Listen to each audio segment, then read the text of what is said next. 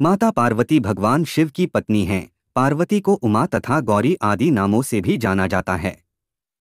पार्वती का जन्म हिम नरेश के घर हुआ था, जो कि हिमालय का अवतार थे। पार्वती ने भगवान शिव को पति रूप में पाने के लिए घोर तप किया था तथा अपने कठोर तप में वह सफल भी हुई।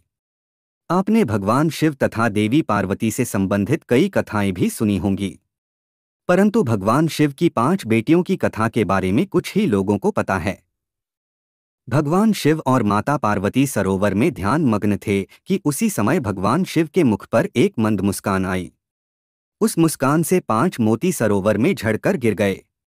उन 5 मोतियों से 5 कन्याओं का जन्म हुआ, लेकिन यह कन्याएं मनुष्य रूप में होने के स्थान पर नाग रूप में जन्मी थीं। परंतु यह कन्याएं मनुष्य रूप में ना होकर सर्प रूप में थी। मां पार्वती को इस विषय में कोई जानकारी नहीं थी, परंतु भगवान शिव तो सब जानते थे कि वो अब 5 नाग कन्याओं के पिता हैं। कौन पिता नहीं चाहता कि वह अपनी पुत्रियों के साथ खेले। महादेव भी अब एक पिता थे और वह भी अपनी पुत्रियों के साथ समय बिताना चाहते थे तथा उनके साथ खेलना चाहते थे।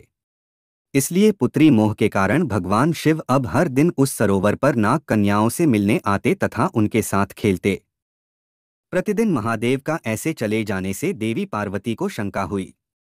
इसलिए उन्होंने भगवान शिव का रहस्य जानने की कोशिश की। एक दिन जब महादेव सरोवर की ओर जाने लगे तो देवी पार्वती उनके पीछे पीछे सरोवर पहुंच गई।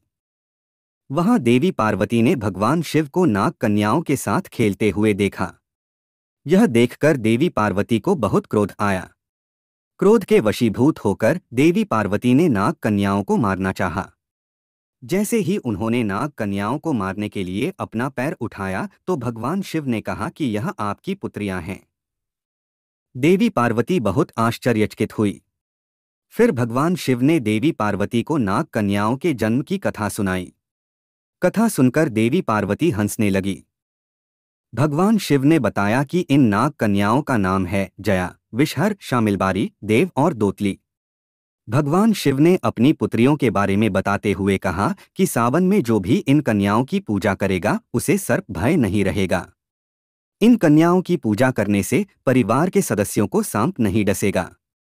यही कारण है कि सावन में भगवान शिव की 5 नाग पुत्रियों की पूजा की जाती है।